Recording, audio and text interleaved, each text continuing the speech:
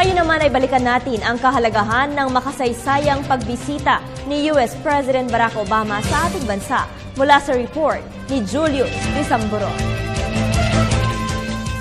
Isang makasaysayang pagbisita na sumasalamin sa pagpapalakas ng ugnayan ng Amerika at Pilipinas pagdating sa pagsusulong ng demokrasya at pagpapatupad ng iyan kung ilarawan ngayon ang pagtungo ni US President Barack Obama sa ating bansa. Kaugnay nito ay naglatag ang gobyerno ng kabi-kabilang paghahanda upang salubungin ang isa sa pinakamakapangyarihang leader sa mundo. Ang Malacanang complex is a no-fly zone. Only presidential aircraft and authorized by the Presidential Security Group can enter the airspace that is above Malacanang Palace complex. It will provide both leaders an opportunity to exchange views on their strategic vision in the 21st century and discuss new avenues to further strengthen the long-standing relations between the two countries. Una nang naghayag ang Civil Aviation Authority of the Philippines na ipapatupad nito ang 30 minutong no-fly zone sa Ninoy Aquino International Airport at sa bahagi ng palasyo ng Malacanang. Ito ay upang matiyak ang seguridad ng Pangulo ng Estados Unidos. Maging ang mga mamamahayag na nagko-cover ay hindi nakaligtas sa matinding security procedures.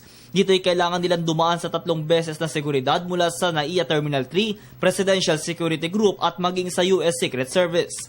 Pasado 1:00 ng hapon, ang pinay ng lahat nang formal nang dumating si Obama sa Aegis Aviation Center, Balagbag Ramp, lungsod ng Pasay.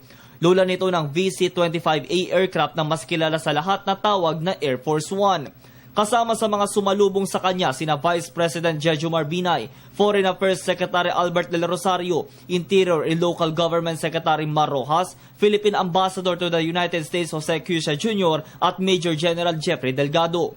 Dito ay iginawad na kay Obama ang military honors at matapos ito ay kaagad na siyang sumakay sa US Marine helicopter na nagdala sa kanya patungo sa palasyo.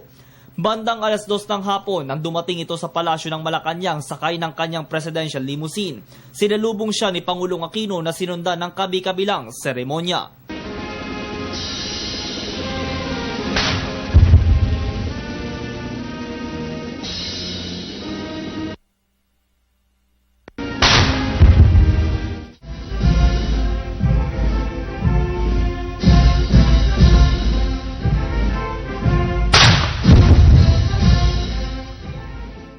Isa-isang kinamayan ng Pangulo ng Estados Unidos sa mga at maging ang mga empleyado ng Malacanang na nagwagayway ng mga bandila.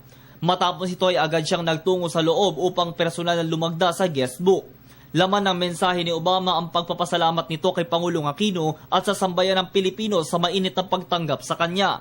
Saad din dito na bilang pinakamatandang kaalyado sa Asya, lalo pang titibay ang pagkakaibigan at respeto ng dalawang bansa.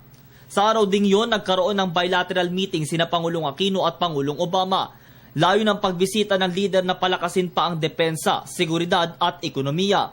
Matapos ito ay isang joint press conference ang sinagawa. Thank President Obama for the U.S.'s support for our government's efforts in modernizing and enhancing its defense capabilities. The Philippines-U.S. Enhanced Defense Cooperation Agreement takes our security cooperation to a higher level of engagement, reaffirms our country's commitment to mutual defense and security, and promotes regional peace and stability. Both President Obama and I shared the conviction that territorial and maritime disputes in the Asia-Pacific region should be settled peacefully based on international law. We affirmed that arbitration is an open, friendly, and peaceful approach to seeking a just and durable solution. Effective implementation of the Declaration of Conduct and the expeditious conclusion of a substantive and legally binding Code of Conduct in the South China Sea, all towards fostering peace and stability in our part of the world. We likewise welcome the active participation of the United States in regional mechanisms such as the ASEAN Regional Forum and the East Asia Summit. Bilang unang beses na bumisita sa bansa, pinapurihan ni Obama ang kabutihang ipinakita sa kanya ng mga Pilipino. This is my first visit to the Philippines as president, and I am proud to be here as we mark the 70th anniversary of the Battle of Leyte Gulf, when Americans and Filipinos fought together to liberate this nation during World War II. Now, all these years later, we continue to stand shoulder to shoulder to uphold peace and security in this region and around the world. Bago pa man dumating sa bansa si Obama, nilagdaan ang Enhanced Defense Cooperation Agreement o EDCA sa pagitan ng Amerika at Pilipinas. Ito ay naganap sa pangunguna ni Defense Secretary Voltaire Gazmin at Ambassador to the Philippines matapos ang 8 rounds sa pag-uusap ng dalawang panig. Makakatuwang ng ating bansa ang Estados Unidos kaugnay ng tensyon sa China at may kinalaman sa territorial dispute sa West Philippine Sea. Gayon din sa promosyon ng modernisasyon ng Armed Forces of the Philippines at humanitarian assistance and disaster response sa mga posibleng sakuna tulad ng naganap noong 8 ng Nobyembre taong 2013 na si Bagyong Yolanda. We will also support the shared goal of promoting the long-term modernization of the armed forces of the Philippines and will help the AFP maintain and develop additional maritime security, maritime domain awareness, and humanitarian assistance and disaster relief capability. Weeks ago, U.S. Secretary of Defense Chuck Hagel and I had the opportunity to talk about the important role which the Enhanced Defense Cooperation Agreement would be playing in the furtherance of the review of our defense and military establishments. This agreement allows us to work on what is called for under the MDT, which is the development of individual and collective capacities. Kung kaya't ito ang bakit tinawag ni Obama ang EDCA na bagong kabanata sa ugnayan ng dalawang bansa. Gayon din naman ang pagpapairal ng international laws laban sa China. I do think that, as President Aquino said, that China, as a large country, has already asserted that it is interested in abiding by international law.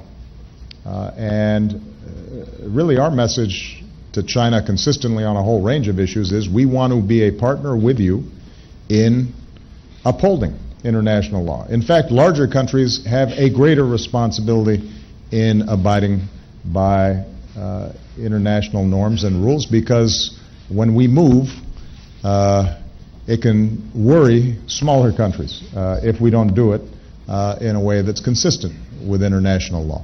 We have a constructive relationship with China. There's enormous trade, enormous business that's done between the United States. Issues on the international stage in which cooperation between the U.S. And China are vital. So our goal is not to China. Our goal is not to contain China. Our goal is to make sure that international rules and norms are respected, and that includes in the area of maritime disputes. We do not have claims in this area territorially. We're an Asia-Pacific nation, and our primary interest is the peaceful resolution of conflict, freedom of navigation that allows for continued progress and prosperity. And we don't even take a specific position on the disputes between nations.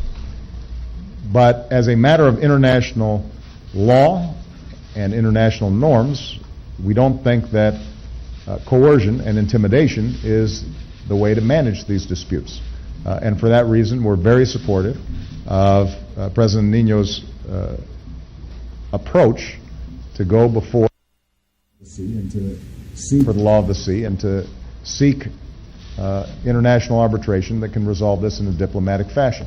Kinagabihan, isang state dinner ang ginawa. Humigit kumulang 300 bisita ang lumahok sa salo-salo sa Rizal Hall ng Inihain dito ang iba't ibang pagkaing Pilipino tulad ng mga gulay, seafoods at panghimagas na sorbetes mula sa mangga at buko. Mr. President, I am deeply honored to receive the Order of the Sekutuna. I accept it in the spirit in which it has been bestowed, with a commitment to continuing to deepen the bonds between our two great nations. To all the gentlemen here this evening, you look very good, but I think you'll agree that the women outshine you in the vibrant colors of the Philippines.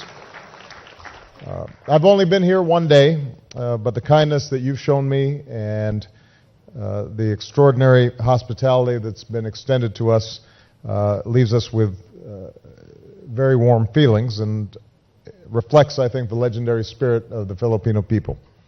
I'm told that you have a word to describe this, the inner feeling, that core of a person's kalooban. We see the spirit in a family that's given itself to this. There's no greater nobility than offering one's life to the nation, and Mr. President, your father offered his life so that this nation might be free. Reaffirms the strong bond between our nations. As a friend and partner of the Filipino people, you have demonstrated an unwavering commitment to the growth and development of our nation. It is only fitting, therefore, that your efforts be recognized with the conferment of the Order of Sikatuna. Since 1953, the highest recognition of diplomatic merit of the Republic of the Philippines has been the Order of Sikatuna. It is conferred on those who have fostered and elevated the bilateral partnership of our country with other nations. Tonight, I have the distinct pleasure to confer the highest rank, that of Raha or Grand Collar, on you, Mr. President, for your leadership and policies that assisted the Philippines in times of natural disaster. Una nang napaula sa survey ng social weather stations na 85% sa halos 1,200 respondents ang nagbigay pahayag sa mataas na public trust sa naturang bansa kaysa sa iba, kung kaya't ang ilang kabataang Pilipino positibo itong tinrato. Aari po na po yung relasyon ng Pilipinas sa Amerika, at saka meron din po tayong mga kababayan na nakatira po sa Amerika, kaya maganda rin po yun. At saka hindi po nawawala sa mga priorities ng US yung Pilipinas. Mula Japan, South Korea at Malaysia, Pilipinas ang siyang pang-apat at ikahuling bansang binisita ng US Chief Executive dito sa Asia. Sa ikalawang araw ng kanyang state visit, pinasinayaan niya ang mga Comet jeepney sa Pasay City na maaaring magpabawas ng polusyon di lamang sa Metro Manila kundi sa buong bansa. Tinungo din nito ang Fort Bonifacio sa Taguig na kung saan siya nagbigay ng talumpati, nag-alay ng bulaklak at nagbigay pagkilala sa mga Filipino-American War veterans sa kanilang ibinigay na kontribusyon sa bawat isa noong panahon ng kaguluhan.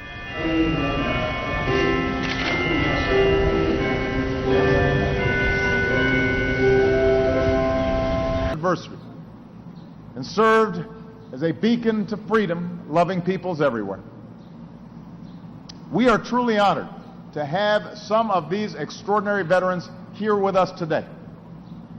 Among them are men who fought at Balitaan, Corridor, and a survivor of those hellish prisoner of war camps. These veterans are now in their 90s. They are an inspiration to us all, and I'd ask those who can stand to stand or give a wave so that we can all salute their service.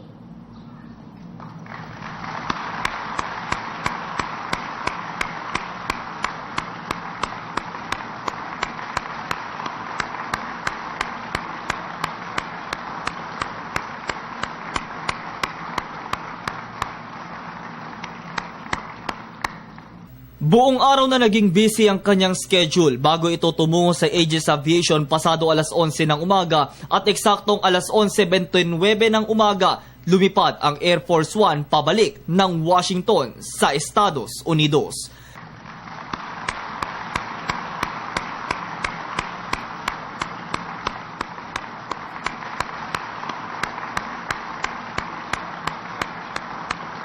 Kasama ang buong puwersa ng telebisyon ng bayan, ako si Julius Disamburun, nag-uulat.